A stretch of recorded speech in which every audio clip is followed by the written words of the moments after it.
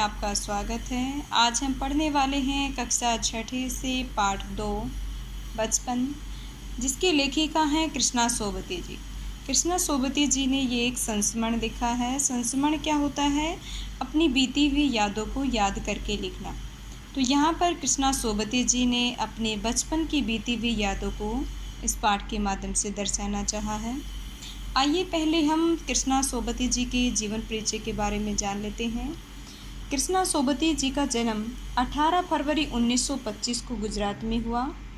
साहित्य सम्मान, उनके प्रमुख साहित्य सम्मान, साहित्य अकादमी पुरस्कार, साहित्य शिरोमणि सम्मान, सलाहकार सम्मान, मैथिली क्षणगुप्त आदि उनकी प्रमुख साहित्य सम्मान रहे हैं।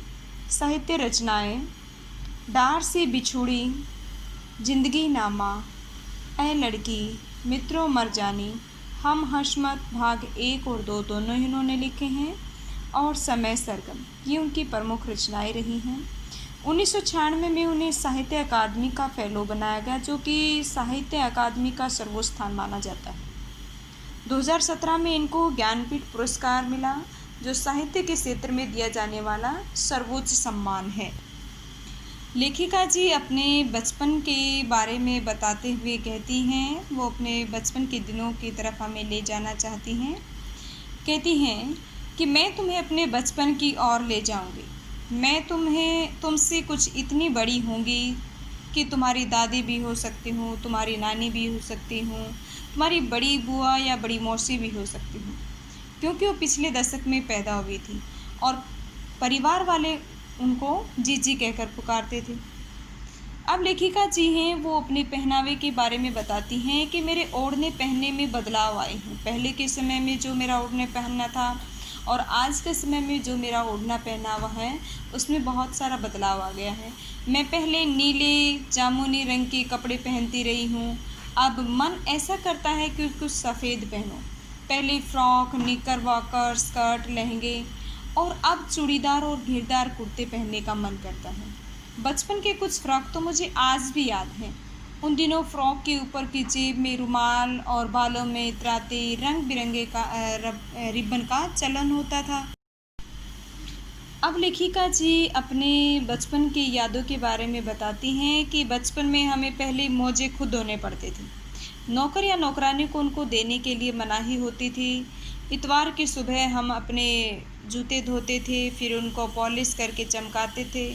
लेकिन नई किस्म के शू पहले की जूतों से ज़्यादा आरामदेह हैं। आजकल के जो शू मतलब जूते जो आते हैं वो आरामदेह होते हैं। पहले जब भी नए जूते हम पहनते थे तो उनके साथ ही उनके छालों का इलाज शुरू हो जाता था। हमारे बचपन और तुम्हारे बचपन में बहुत अंतर आ चुका है। पहले शनिवार को ऑलिव ऑयल होता है जैतून का तेल, या फिर कस्टर्ड ऑयल पर पीना पर कस्टर्ड ऑयल होता है अरंडी का तेल, ये उनको शनिवार को पीने पड़ते थे दवा के रूप में। अब लेखिका जी अपने बचपन के बारे में और हमारे बचपन के बीच में जो भी बदलाव आए हैं, वर्तमान समय में जिन चीज़ों में बदलाव आ चुके हैं उनके बारे में बताती हैं कि हमारे समय और तुम्हारे समय में तो बहुत दूरियां आ चुकी हैं। बचपन की दिलचस्पियां भी बदल चुकी हैं। हमारे समय में जो खेल खेलते थे या जो चीज़ें होती थी वो आज के समय में नहीं है। उन दिनों घरों में ग्रामोफोन होते थे, रेडियो होते थे, टेलीविज़न नहीं होते थे। हमारे बचपन की कुल्फ़ी अब आइसक्रीम में और कचौड़ी, समोसा, पेटीज़ में बदल गए हैं। उन दिनों कोक जैसे नहीं, लिमनेट, विमटो आदि आती थी, जैसे कि आज जो कोक है, पेप्सी है आती थी, उस समय में उनके समय में लेमनेट और विमटो आती थी। अब लेखिका जी अपने खाने पीने की और पसंद के बारे में बताती हैं कि उनको अपने बचपन में क्या क्या चीज़ें पसंद थी। लेखिका कहती हैं कि हमारा घर मॉल के पास था। कन्फेक्शनरी काउंटर पर तरह तरह की पेस्ट्री और चॉकलेट की मन भावनी खुशबू आती थी। मन भावनी होता है मन को अच्छी लगने वाली। हम हर हफ्ते एक बार चॉकलेट खरीद सकते थे। मैं रात को खाना खाने के बाद बिस्तर पर लेटकर मज़े से चॉकलेट को खाती थी। शिमला के काफ़ल बहुत याद आते हैं। आज भी उनको शिमला के जो काफ़ल हैं वो बहुत याद आते हैं। चेस्टनट एक और अजीब की चीज़ थी, गजब की चीज़ थी, बड़ी अच्छी लगती थी इनको। ये आग पर भुने जाते थे और फिर उनके छिलके उतार कर खाए जाते थे। और बचपन में जो वो चने जोर गरम का मसाला जो आता था, अनारदाने का जो चूर्ण आता था, वो तो उनको आज भी याद है।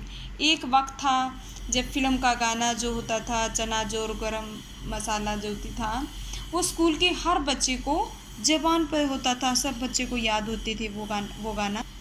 अब लेखिका जी अपने घूमने के स्थान के बारे में बताती हैं कि बचपन में हमने शिमला रिज पर बहुत मज़े किए, घोड़ों की सवारी की, शाम को रंग बिरंगे गुब्बारे लेते, सामने जाखू का पहाड़ था और ऊंचा चर्च भी दिखाई देता था वहाँ से चर्च की घंटियों की आवाज़ दूर दूर तक फैल जाती थी। सूर्यास्त, जब सूर्य डूबने वाला होता था, अस्त होने वाला होता था, तो उस समय आसमान में नीले गुलाबी सुनहरी धारियाँ सी फैल जाती थी।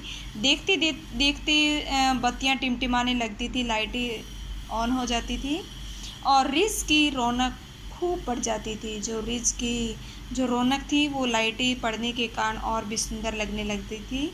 स्कैंडल पॉइंट की भीड़ में से कोलाहल उभरने लगता था, कोलाहल, शोर। जब लेखिका जी रिज की पहाड़ियों पर घूम रहे होते थे तो वहाँ से उनको आवागमन के साधनों की आवागमन जो वहाँ से साधन आते जाते रहते थे तो उनकी झलक वहाँ से उनको बहुत ही अच्छी लगती थी। वो याद करते हैं कि स्कैंडल पॉइंट के सामने एक दुकान के शोरूम में शिमला कालका ट्रेन का मॉडल बना हुआ था। पिछली सदी में सबसे तेज़ चलने वाली जो गाड़ी थी अब वो पुरानी हो चुकी थी, तो स्कैंडल पॉइंट के सामने जो दुकान थी और उसके सामने जो शोरूम था उसमें उस ट्रेन का मॉडल के रूप में, म्यूजियम के रूप में रख दिया था। कभी कभी हवाई जहाज़ भी इनको देखने के लिए अपने समय में मिल जाते थे। लेखिका की कुछ यादें ऐसी हैं कि जिन्हें वो आज भुला कर भी नहीं भूल सकती। कौन सी यादें हैं वो? कि शुरू में लेखिका को चश्मा लगाना बड़ा अटपटा लगता था। जब उनको नया नया चश्मा लगा तो उनको बड़ा अटपटा लगता था। डॉक्टर साहब ने उनको आश्वासन दिया था, भरोसा दिया था कि कुछ दिनों तक चश्मा पहनोगी तो उतर जाएगा, पर यह अब तक नहीं उतरा। इसके लिए वे स्वयं अपने आप को दोषी मानती हैं। क्यों दोषी मानती हैं वे अपने आप को? क्योंकि वे दिन की रोशनी में न पढ़कर रात को टेबल लैंप के सामने बैठकर पढ़ा करती थी। इसी का परिणाम वो आज भुगत रही हैं। पहली बार जब चश्मा लगाया तो उनके चचेरे भाई ने मुझे छेड़ते हुए एक बार कहा भी था कि आँख पर चश्मा लगाया ताकि सूझे दूर की, यह नहीं लड़की को मालूम कि सूरत बनी लंगूर की।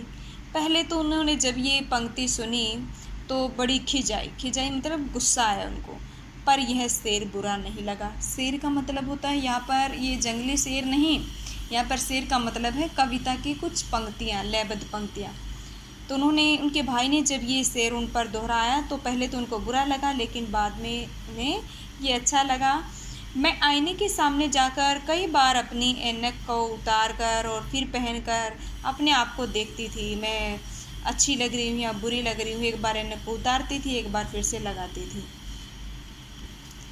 लेकिन हाँ, लेखिका अब अपने बचपन की कुछ पसंदीदा चीज़ें याद करती हैं तो कहती है कि मैंने अपने छोटे भाई का टोपा एक बार उतार कर अपने सिर पर लगा, लेकिन पहले तो मुझे अजीब लगा, अच्छा भी लगा लेकिन मजाकिया भी लगा। तब की बात थी। अब तो चेहरे के साथ ये जो टोपा है जैसे ही घुल मिल गया हो। अब कभी भी इसे उतारा हुआ होता है तो चेहरा खाली खाली से लगने लगता है। अब उनको इस टोपे की आदत बन गई है।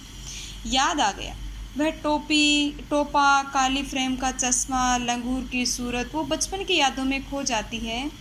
इन दिनों शिमला में मैं सिर पर टोपी लगाना ही पसंद करती हूँ। मैंने कई रंगों की टोपियाँ जमा कर रखी हैं, जो भी ड्रेस के साथ है या मैच करती है उसी टोपी को वो लगाती है। कहाँ दुपट्टों का ओढ़ना, कहाँ सहल सुभीले वाली हिमाचली टोपियाँ, स्वाभाविक और सुविधाजनक आरामदेह जो टोपियाँ हैं, और हिमाचली टोपियाँ मतलब हिमाचल प्रदेश में पहनी जाने वाली टोपियों को अब लेखिका पसंद करते हैं। आई होप आपको ये पार्ट पसंद आया होगा, तो इस वीडियो को लाइक और सब्सक्राइब करना न भूलिए। धन्यवाद।